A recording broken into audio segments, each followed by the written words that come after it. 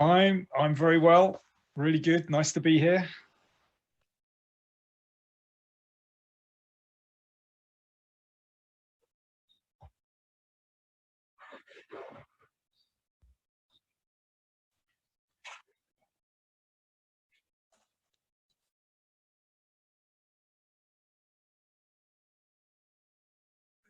Oh yeah, that's me. Rockstar all over. Yeah. It's called How Good Is Your Chess? And it's basically 15 games. And well, viewers have to try to work out the best move through these games. And of course, they get feedback according to the move that they choose. So it tests calculation, strategy, well, just the skills that you need to play a good game of chess, basically. So yeah, that's the course. So it's called How Good Is Your Chess? And it's based on a chess column that I've been writing. Get this is quite scary, for about 30 years, almost 30 years, which is in well, it goes out in several mags, but basically it's for a chess magazine here in the UK, but it also gets published in Germany. And actually, somebody said this column appears in Iran as well. I don't know if we've got any Iranian viewers. It would be nice to get some confirmation of that. So anyway, it's basically transposing this column called How Good Is Your Chess into the digital platform of Chessable. That's what it's about. And one of the things that I thought was interesting when I was reading about it is that it's unlike in tactical puzzles where usually, from the very simplistic, mate in one, mate in two, or mate in however, there's usually some kind of obvious goal, like whether it's winning, drawing, keeping things equal. From what I understand in How to Guess Your Move, I'm getting probably It's getting called How Good Is Your Chess? How good is your chess? Sorry. How Yeah. good is your chess? The questions are not so straightforward, right? It could be anything from just, what's the right approach to this position rather than, how to win or something Yeah, like that. exactly. Basically, it's more like a normal game of chess. It's not, is there a mate in two? It's okay. What's a good move here, basically? And sometimes it's strategic, and sometimes, of course, like in a game of chess, positions get very tactical and you have to calculate. So it tests all the usual skills of a game of chess, basically. And So that's what it's about. you said it's 15 games. How did you go about picking those 15 games in particular? Well, I wanted to make them as instructive as possible, of course. And I picked games mainly by the top players in the world. But sometimes the problem is with elite games that they can cancel each other out. Sometimes you don't get to see a full flow of a strategy. So actually, I've picked games where maybe they were playing against weak players, or not always, but sometimes where their opponents just kind of didn't manage to counter their plans. I'll give you an example. That basically there was a beautiful game played in, I can't remember which of the online tournaments it was, recently at Rapid Play, between Ding Liren and Hikaru Nakamura, where Ding completely outclassed Hikaru in a King's Indian. Ding on the white side of the King's Indian. And for me, this was an absolute model game of how you play against the King's Indian strategically, how to cope with your opponent's threats on the king's side, how to contain black's expansion on the king's side. And then, well, I won't say what happened next, but basically, it was like a model performance for white. And that's the kind of thing I was looking for in these games, sort of model performances that we can apply to our own games, basically. Understood. Okay. Well, it sounds really interesting. It sounds like something that's also applicable to a pretty wide array of chess players. I think the way it's being sold is from 1300 to 2200, so definitely a Yeah. good wide brush there, which is great. And it sounds very interesting. I'm going to move to the premium user questions, and I'll pepper in some of Okay. my own as we go along. Some of them are not about the book at all, so but we'll just go through it. And hopefully, it will be fun for you and fun for everyone to kind of hear your thoughts on those things. And the first one is Okay. really a general question about England and English and British chess, I guess. And it Okay. comes from user Alonso Quijano. Hi, Danny. For about a decade, between the mid 80s and mid 90s, England was amongst the very best chess playing nations with an Mm. expanding number of grandmasters, candidates, participants, and of course, Nigel as an actual challenger for the world title. It's been in decline since. Why do you think this is, and what do you think can be done to change this?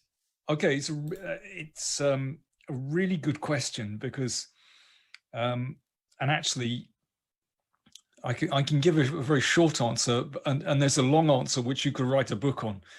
Um, and I think it's a lot to do with socioeconomic conditions, actually. Um, but okay, if I let's come back to the 1980s and early 90s when there was this incredible boom in, well, English chess specifically rather than British chess, and this was really partly a legacy of the Fischer-Spassky match. I was part of that generation that really got turned on to chess after 1972. And that whole generation was inspired by Fischer-Spassky. So players like John Nunn, Jonathan Spielman, Tony Miles, and then a little later, Nigel Short, Julian Hodgson, Joe Gallagher, well, a whole load of us who became grandmasters. Apologies if I've missed someone out who I should have mentioned. um, and so partly it was the boom in chess after 1972, and chess somehow, there were more weekend tournaments. Weekend tournaments were incredibly popular and really important in England. They gave you 5 or 6 serious chess games over a weekend, not blitz, not rapid, reasonable time control. So you got a lot of serious chess very quickly, basically. You could build up experience quickly, and there were weekend tournaments, all over the place. So that was one thing. There was just more chess being played and more competition.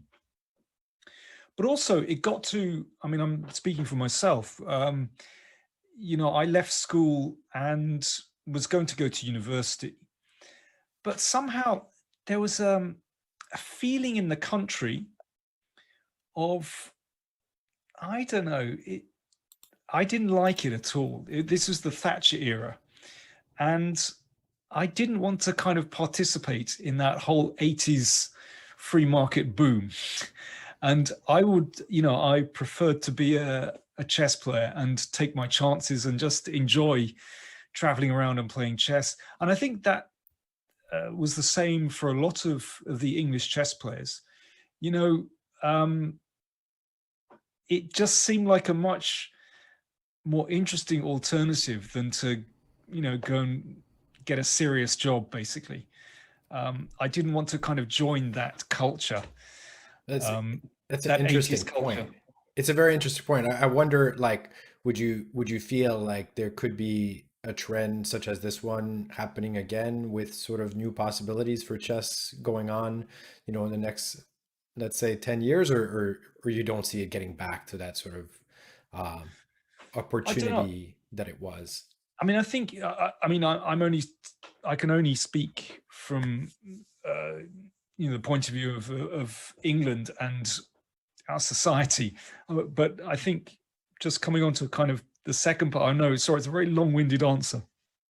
Um, but my impression is when, if I'm teaching kids, basically academic work and going to university and getting a proper job, this is now absolutely paramount.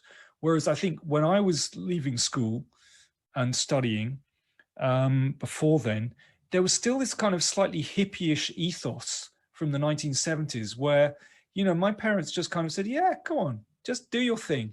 If you want to play chess, travel around, hey, that's okay.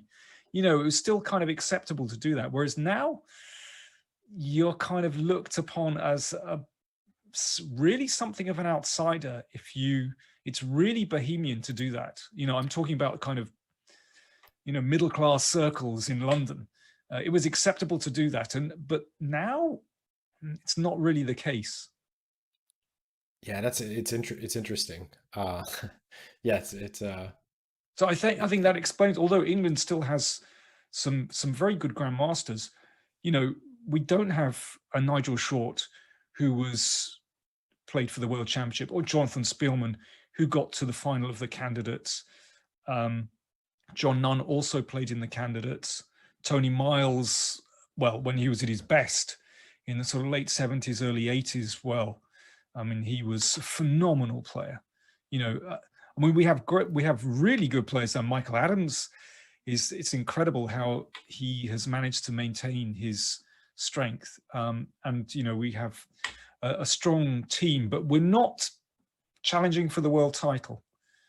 yeah, sort of just one maybe notch away, right? Exactly. With like Yeah. David Howell, Gawain Jones, players that are very strong, Yeah. but maybe not quite, yeah, not quite in the Well, who top knows? five, let's I say. mean, Yeah, they are fantastically talented. yeah, yeah, Yeah.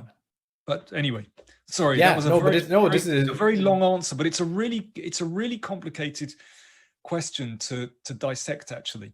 yeah. I mean, I actually find your answer fascinating as someone who myself like had to kind of pose myself this dilemma at a few different points in my life, and so I enjoyed that answer.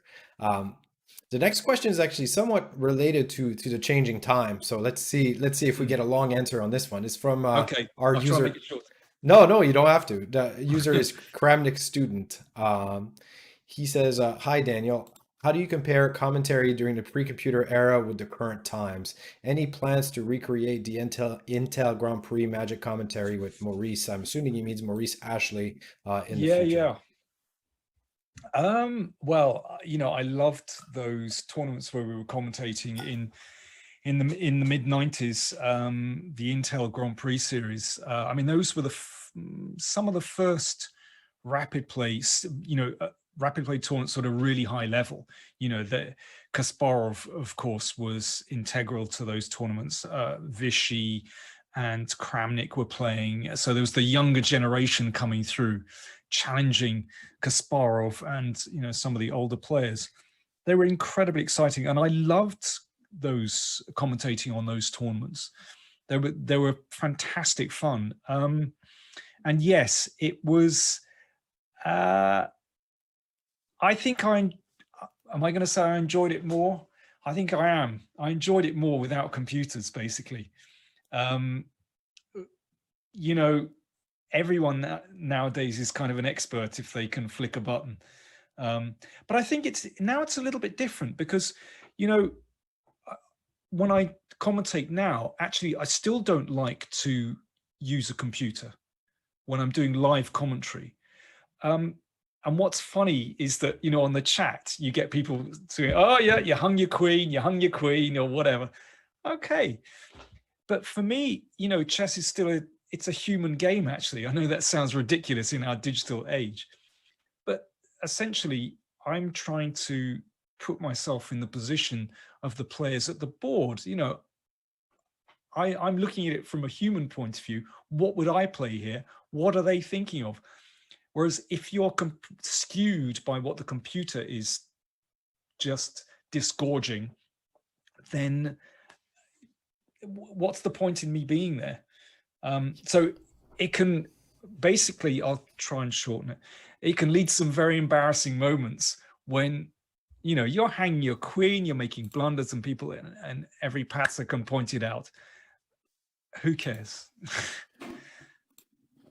Yeah, it's interesting. I mean, I guess it's a dilemma for everyone doing commentary now, whether to include, these eval bars. And Yeah. for us now, we generally include it, and I know it's become like sort of a funny thing because the commentator, like let's say it's someone even as strong as Peter Svidler, he's commentating, and we have the engine bar, and some move he makes, changes the evaluation, and the bar moves completely in one direction.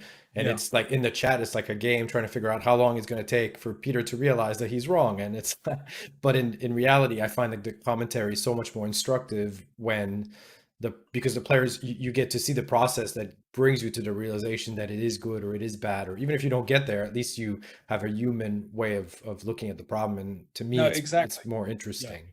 So it's basically changed. But I think, human commentators can still add something. But yeah, so I still enjoy it. But yes, I think those Intel tournaments were fantastic fun, And and many others as well. have you worked with Maurice recently, or not so much? I know he No, I doesn't. haven't. I mean, we bump into each other now and again. Um, sometimes in London, and sometimes we've done the odd commentary session together since then. But no, nothing much actually.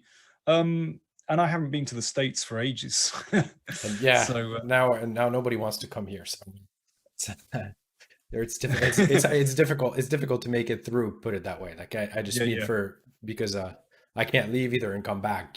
So yeah, yeah, uh, yeah. we have to wait a little bit. Um, all right, I'm going to move on to the next question here.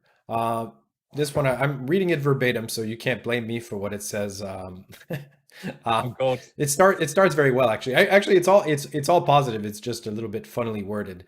It's from Evidence, and it says, hi Daniel. I like your YouTube channel, Power Play Chess. You are one of the best chess commentary, only beaten by Yasser Seirawan." And then it's you, and then it's Lawrence Trent. So you're in the middle of this triumvirate. My question is, I am tired of d4 and e4. Can you provide me with another opening which is way more positional and one which is more aggressive when you really go for a king hunt? So this is more sort of how I'll word it a little bit differently. What is your recommendation to someone who asks you how to choose an opening maybe and how to learn that opening? Okay, so tired of d4 and e4. So presumably from the white viewpoint, right? I actually was reading it from the black. Maybe Kind I'm of tired of, yeah, ambiguous. actually, if he's tired of e4 and d4, maybe it's from the white perspective. In which case, it's even more difficult to answer, I feel. But, Okay, well, I can throw out an answer. Well, yeah, then, okay, it's good to shuffle things up a bit and try something new. I think probably every chess player has gone through this kind of dilemma in their career, whether they're professional or amateur. And it's always good to look at other people's games. So look at complete games. That's what's always inspired me, by looking through games and seeing a new idea and think, oh, that's interesting. I could do that. Also discussing with friends as well. You go down to the local chess club and you see, okay, what are they doing? Oh, that's interesting. And through that, for example, I had a kind of second string opening. I mean, basically, I was an e4 player, but I dabbled with practically every first move: d4, c4, knight f3, and g3 became my favorite kind of slice serve opening. And there was this kind of bunch of us in England who played 1g3 for a time. But actually, there were some really tricky systems associated with it. So Julian Hodgson and I used to play g3 a little bit, and we were kind of inspired by another English chess player, David Norwood, who played knight f3 and g3 the whole time. And I think we copied some of his systems basically. And yeah, it's not so bad. So my recommendation is pick a player, and could be a strong player, and just see what they're doing and kind of pinch some of their systems basically. That's what I've always done when I wanted to kind of refresh, you know. yeah, that's actually that's something I've done a lot too, and I'm sure we're not the only ones with that. But I used to sometimes when I was playing back in Europe in some of these opens, and I would see some of these real like workhorses, you know, people that go from tournament to tournament and play the same systems over and over again. Mm. And I was like, this guy must really know, or this lady, I should say, must really know their stuff, you know, to be able to go tournament to tournament, playing Yeah, yeah, hundreds of yeah, games. yeah. Everyone knows what they're doing. And so I remember Yeah, finding a few of those guys when I was playing on the circuit, and yeah, that seems like a good, a pretty good way to at least get a head start on something. yeah. Okay, the next question. Hi, Danny. All right, this one is a little bit long. As I understand it, once one reaches a rating plateau, the longer the time control one plays, the better for learning additional patterns. And this is clearly the case for learning and practicing concepts and logic. Examining the likely practical extremes of this theory, have you seen benefit from students spending, say, 20 or 30 minutes per move, most moves on how good is your chess type exercises? I've read that increasing chess performance in humans as a function of thinking time begins to tail off at around 20 to 30 minutes of thinking time, so I suppose this is a good cutoff.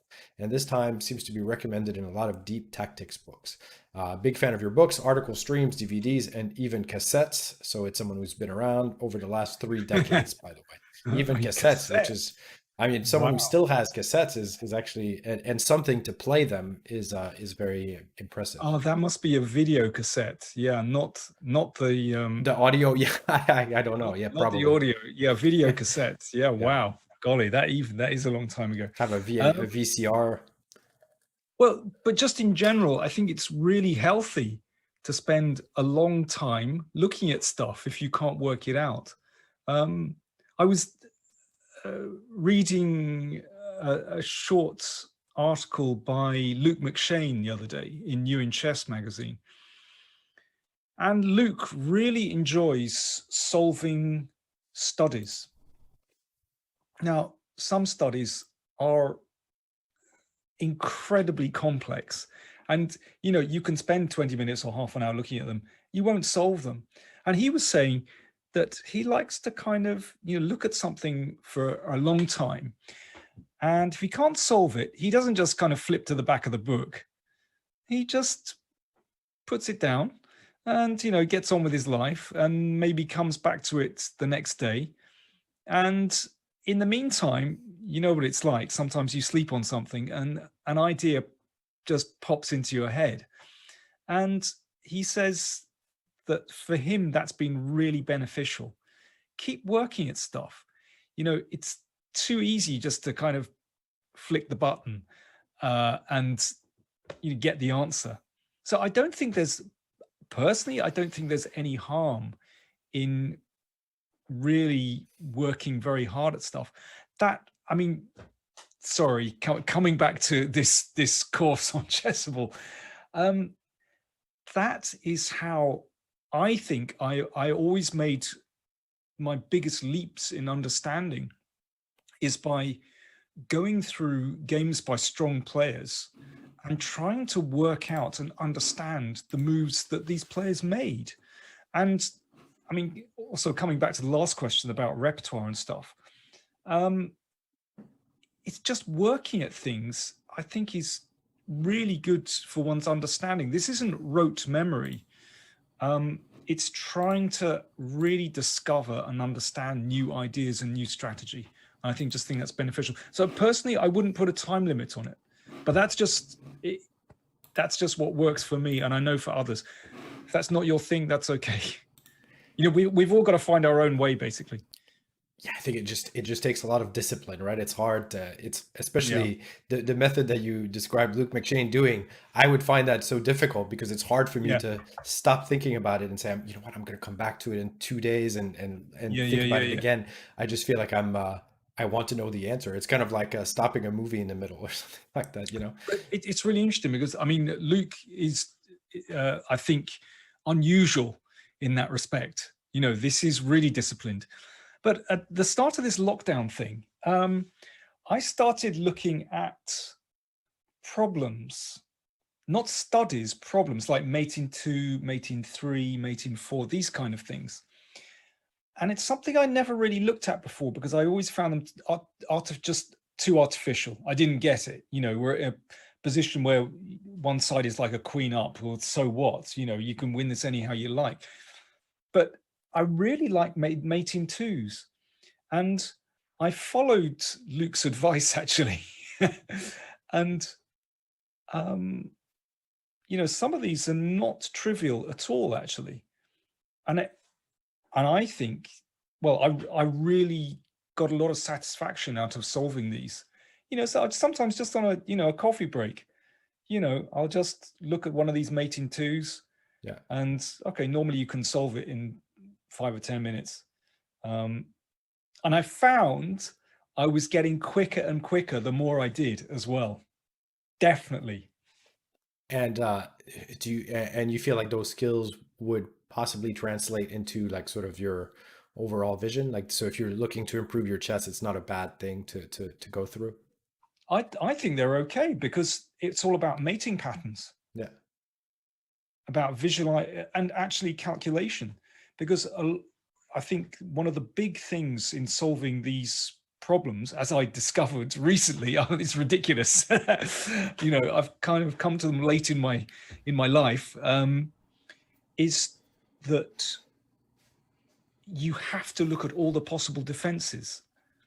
I know that sounds blindingly obvious, but sometimes it seems as though you've found the key, but then there is some really obscure defense. So it's about visualization, about process of elimination, basically calculation. And where do you find them? Where have you been? Because people may not, where do you find these complicated mates and twos? Okay, let me find a book for you. Yeah, Okay, you seem to have a good classic chess library behind you. You have the classic chess clock. Yeah. Here we go. So this is a book that I got in a junk shop.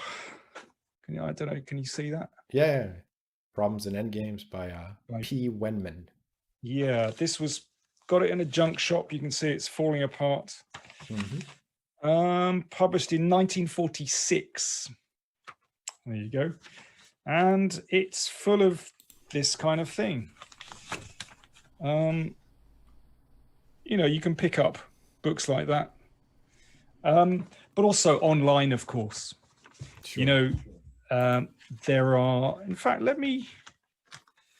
there's a database, there's a problems database. If you just type in problems database, chess problems database. Yeah, there's a ton.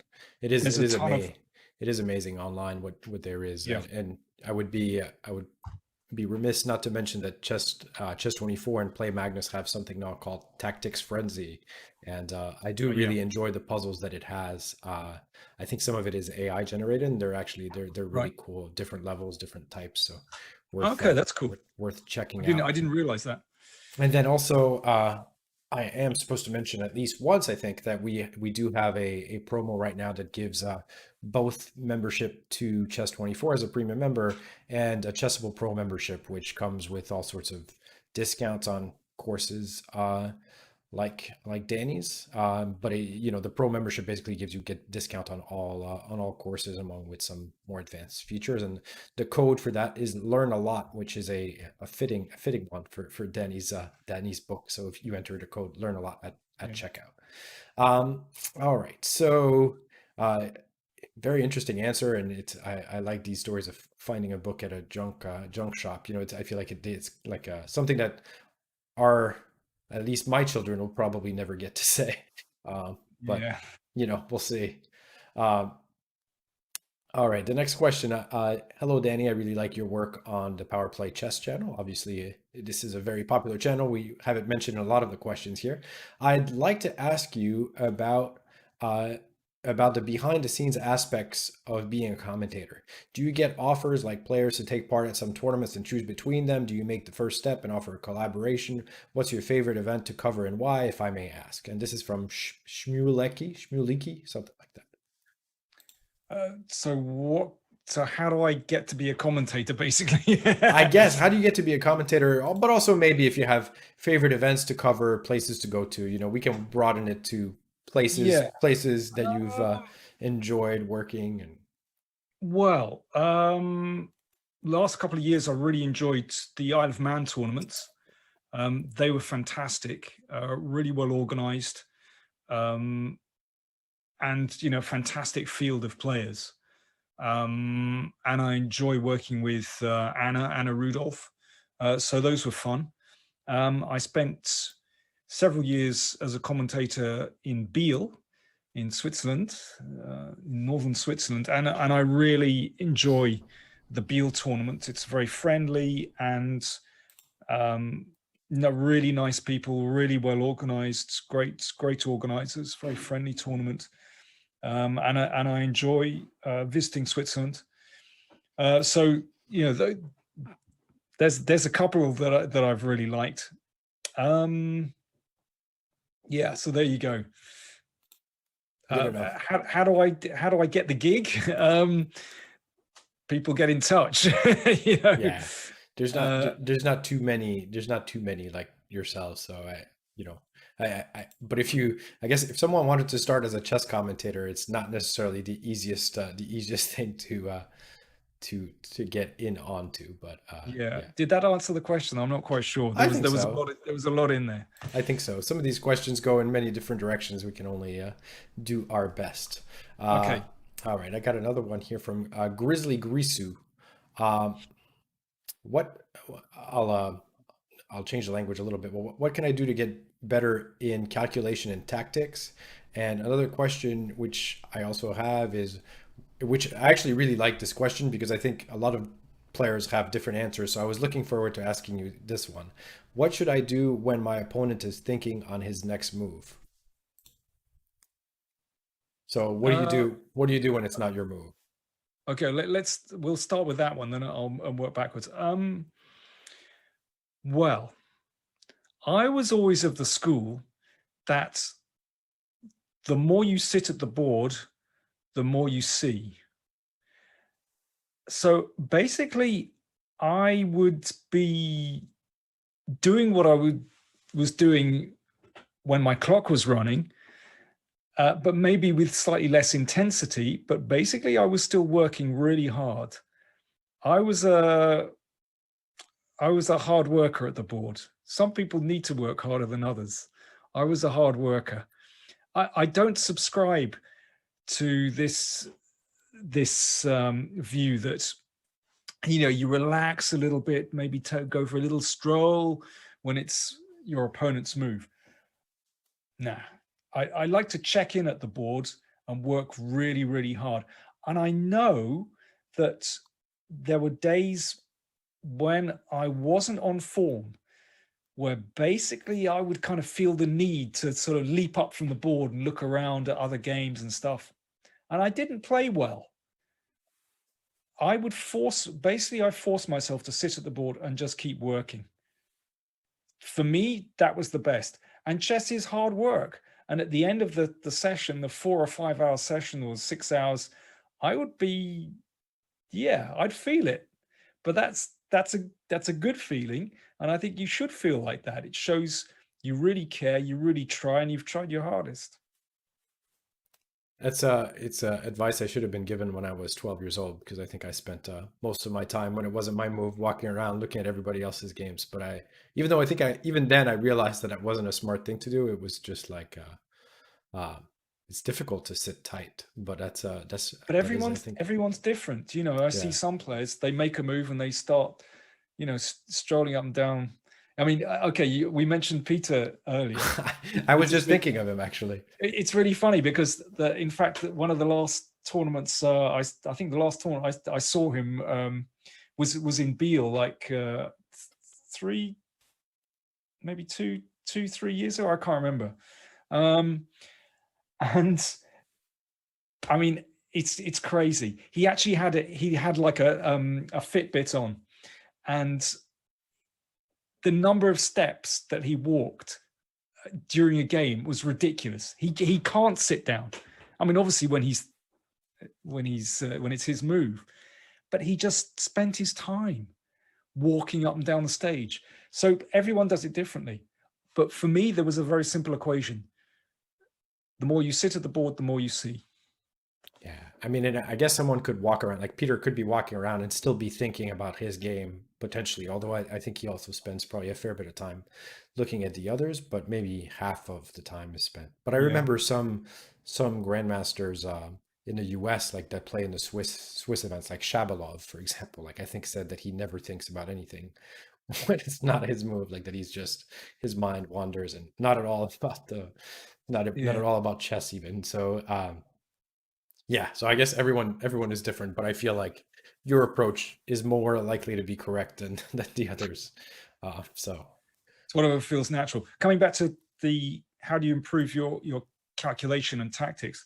Well, I mean, there are so many tools online. You know, you mentioned one on Chess 24.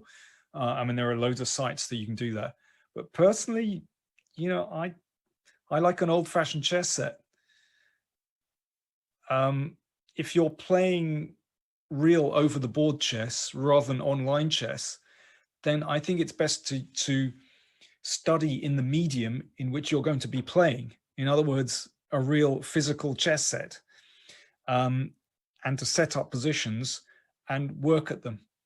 And yeah, I think just, I mean, there are so many books or, well, you know, courses as well where you can do that.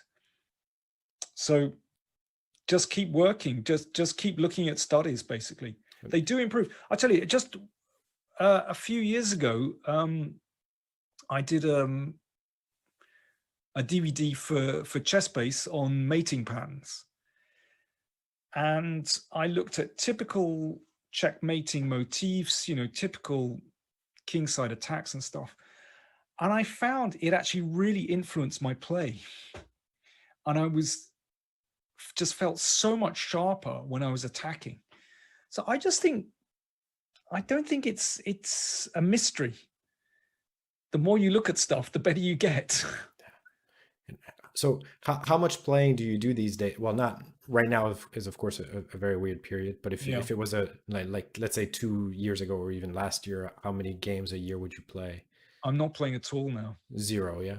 Yeah. No, no, no. I've turned to, you know, instructional stuff, tuition. Yeah. Basically, I found um, I was trying to do too much, and my chess was suffering, and I didn't enjoy that because, you know, I've kind of got 7 different jobs as it is, and I wasn't respecting the game, and I would still be trying to play a decent game of chess, and I could see my results were going down, and I didn't like it because I was turning up at chess events absolutely exhausted, and my mind was elsewhere. And you know, I've got family, I've got kids.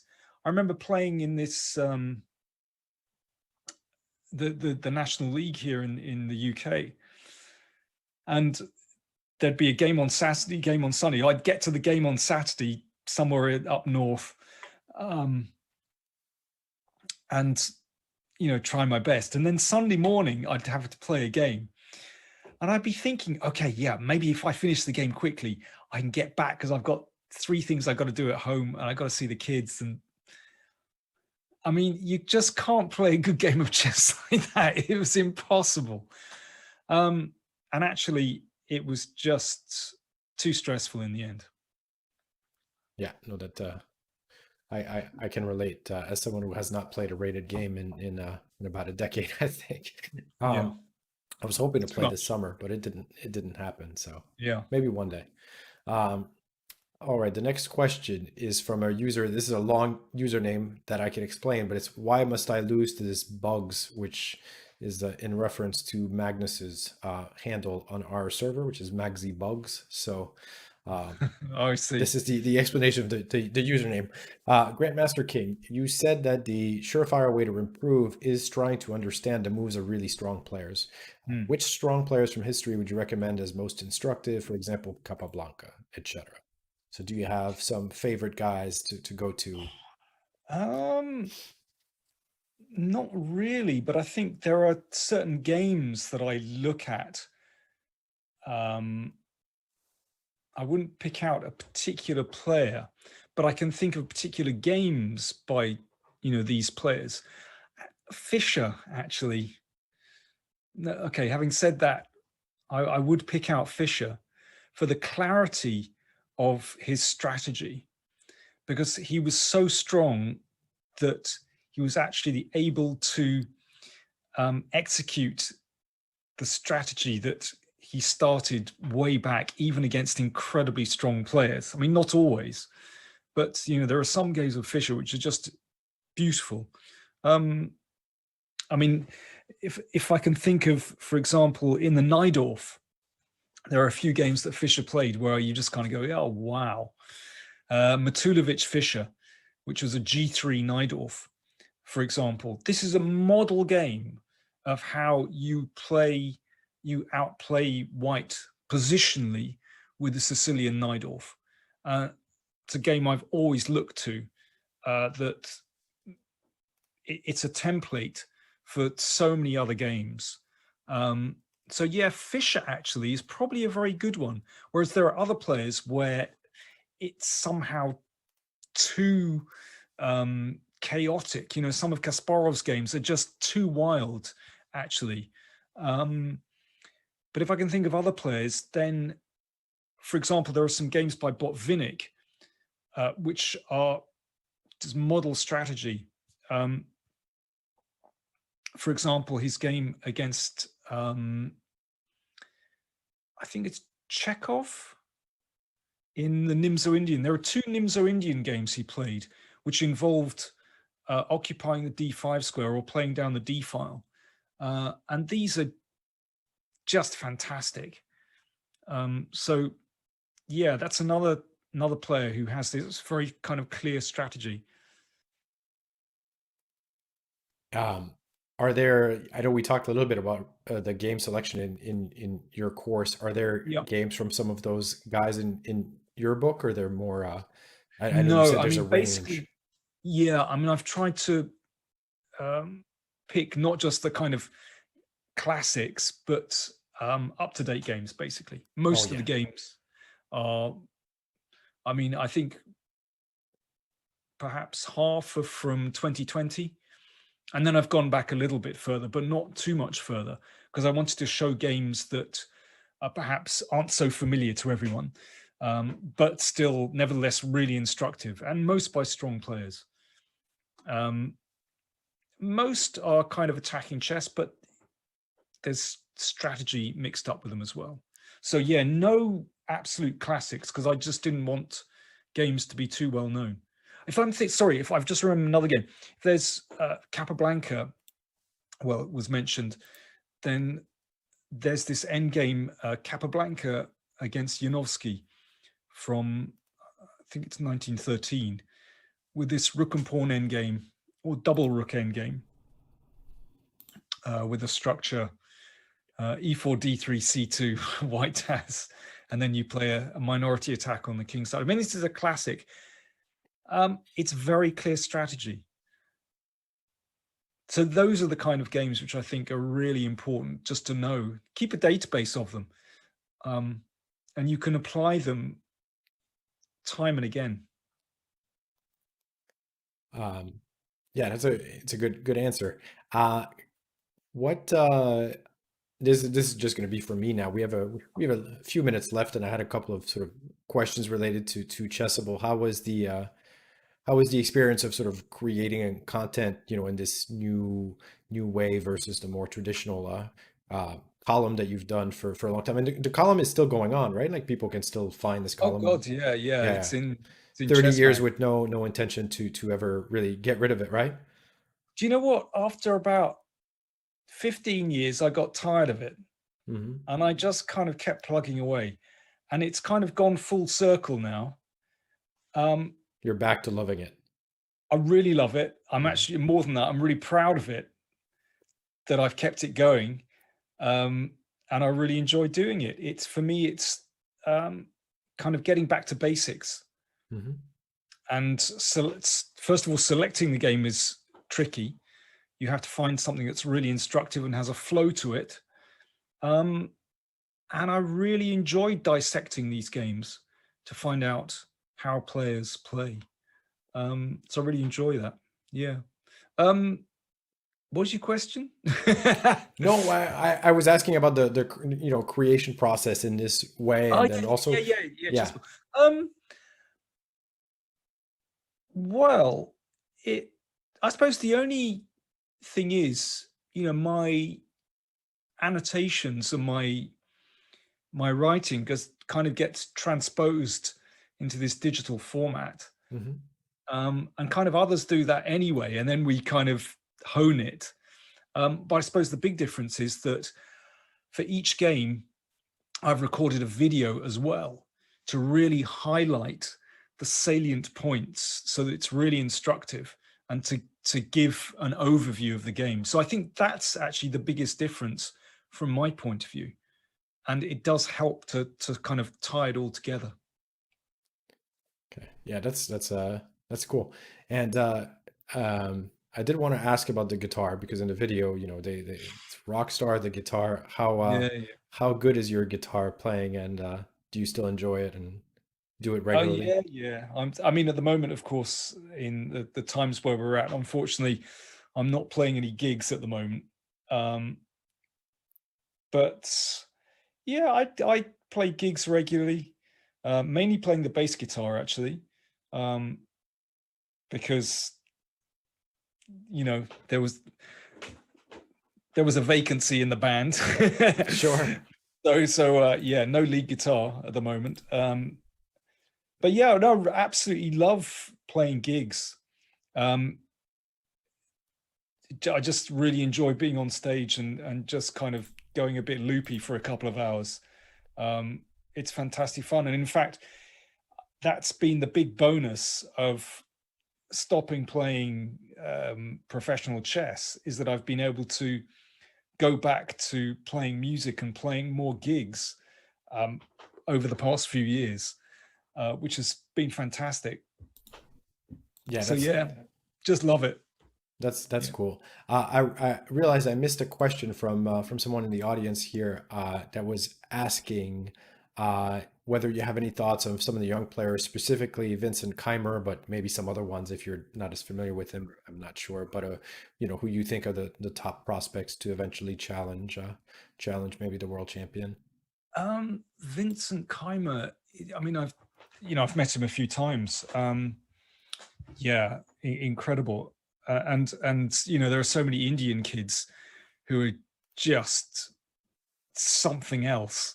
And there's obviously in India this incredible spirit at the moment where I think, as far as I can see, very, very healthy competition. And these kids spur each other on.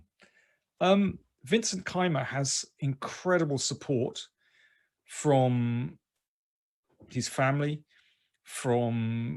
he gets excellent coaching from Peter Lecco, for example. I mean, Peter's understanding of the game is, well, second to none. Um, I wonder. Okay, this is a bit controversial. You're gonna get I'm get raising yourself in my trouble. eyebrows. Yeah, yeah. Yeah, this could be trouble. Um, I wonder if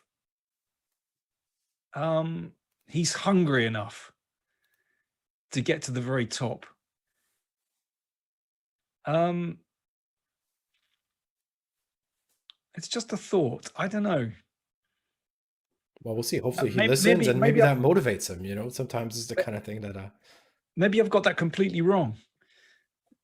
Maybe he'll prove me otherwise. I mean, he's shown some incredible strength so far. yeah, But he but played a quick blitz match a few days ago on our site where he won against Bacro, I think, like by a huge score, which was oh really? quite Okay, well impressive. But then, then, but he lost in the following match to someone very strong. I forget whom actually.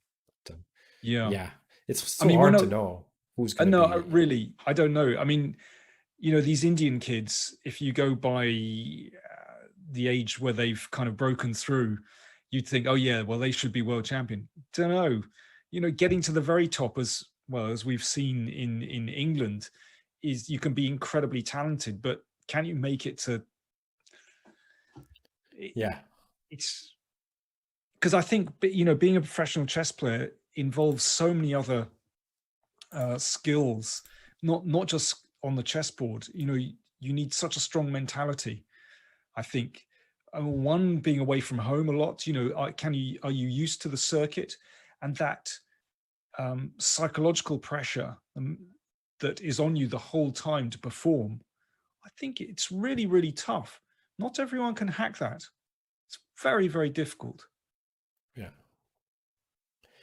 Okay. Well, I think that's going to be it for my questions. And Okay. I had a great time asking you these questions. Hopefully, peppering them with some of my own that were interesting. And Well, no, it was great. But actually, Pascal, um, before we go, what about your favorite instructional games? So I wanted to throw it back to you, but we moved on.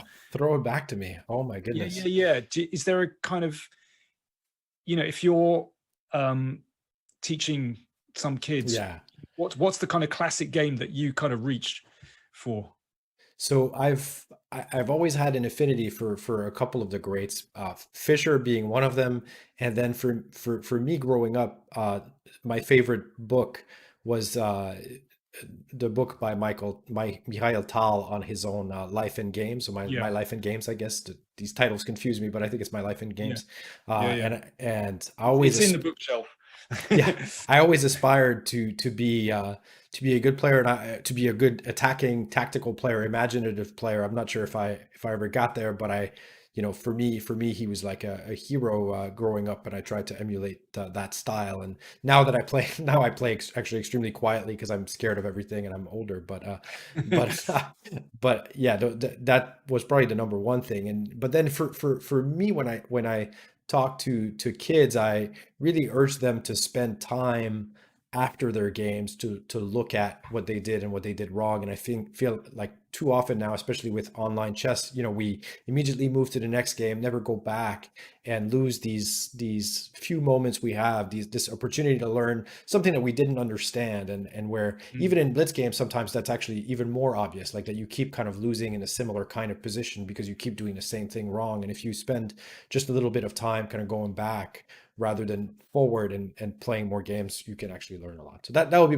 is that okay as a Yeah, tidbit? yeah, but actually, it's just reminding me of something about kind of instructional games. I remember as part of the Fisher Spassky boom here. So there were more tournaments, and you know we used to get visiting grandmasters playing in the Hastings tournament, and after Hastings, they would always come and play simultaneous displays in London. And as one of the kind of England junior squad, I got invited to play in these simuls. So you know I played Petrosian, I played against Karpov. I mean the list is, I mean, it really was incredible. Those were amazing opportunities that were given. We were incredibly lucky. There are some games that I lost in those simuls that taught me incredible lessons, because when it was played out in front of me, it was very real. And there's one particular strategy um, that Andras Adorian played against me, which I've used since. In fact, I used it throughout my whole career. So, you know, you can learn from simuls, for example. Yeah, for me, I can relate to that. I had the opportunity when I was growing up in Canada in the, let's say late 90s. So I was a teenager, like 15 years old, let's say, and Mm. maybe rated 23, 2400. The internet started to get big, and there was another network that had started called the World Chess Network. Doesn't exist anymore. But there used to be all these banter games where you would play these kind of exhibition games. There were a bunch of Canadians Yeah. involved with the website, and I got to play all these people that were like kind of legends. Like I played Tony Miles a lot of games, and then at the Oh, end of the really? game, you would chat with each other about what happened. And I mean, I've actually lost all those games, which is kind of silly, but I got to play him. People like Joel Mm. Benjamin, Larry Christensen, Yeah. a lot of the Americans, because it was sort of Canadian slash American. But yeah, there were some yeah, Mm. Tony Miles I remember, and a couple of other. I'm trying to remember which of the English guys played, but I remember that I was learning so much from just analyzing with those guys, and it was humbling in a way. I mean, I could hold my own in rapid chess, but I also was able to feel like how steep the difference was in terms of understanding. Yeah, yeah. And so it was, and you know, for someone who grows up in Canada back in the day before the internet, I mean, there were a couple of grandmasters around. I didn't play much outside of Canada. I mean, it was not Mm, so easy. So the yeah. internet helped me a ton just to kind of learn both, learn actual things and also learn humility, just seeing like how much better some of those guys are. So Yeah, yeah. yeah. No. Yeah, really. I mean, those games against top players, I mean, they're kind of absolutely invaluable. That's really interesting. So yeah, so how did you get on against Tony? How did you I, s- find him? I, I struggled, and it seemed like, and again, this is now over 20 years ago, but what I Yeah, recall is that it seemed easy for him. Like he could play all kinds of weird openings yeah. and just make them work and make it look easy a lot of the time. Um, and yeah, I mean, for me, I had like sort of this quick tactical vision back then, but other than that, I didn't have much. Mm. And so but yeah, no, I mean, I remember Larry Christensen actually was someone that impressed me a lot back then. Just he always somehow checkmated me, and I was like, what just happened to me? And Brilliant player with the initiative. yeah, and so Yeah. I remember for me, even though he wasn't as let's say maybe accomplished, or he didn't get to quite the same heights as some of the other guys I was playing, but stylistically he gave me a lot of trouble, and He was pretty good. He he was was very pretty good. I good. mean, Yeah, all yeah. those guys were like, you know, Yeah, really yeah. like top 20 or something back in the day, and in the case of Yeah, Tony, yeah. even higher. But yeah, so yeah. Good. All right. Well, Excellent.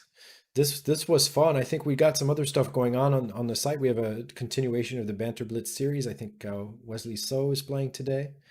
And this was fun. I urge all of our members to check out Danny's course and buy it. And yeah, and again, Danny, thanks for coming, and yeah, we'll You're see you welcome. again soon. Anytime. Anytime. Excellent. All right. So I will yeah, I'll speak to you soon. I'm going to play a couple of ads here before we end the stream. Have a good day. Have a good Okay. day, everybody. Yeah, nice to chat. Thanks. Bye.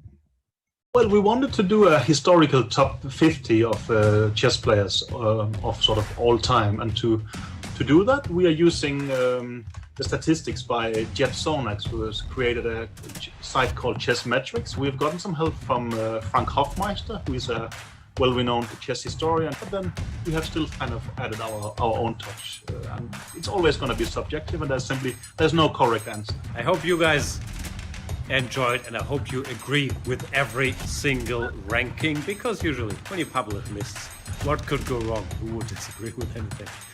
But yeah, it's been fun, and I hope you like it.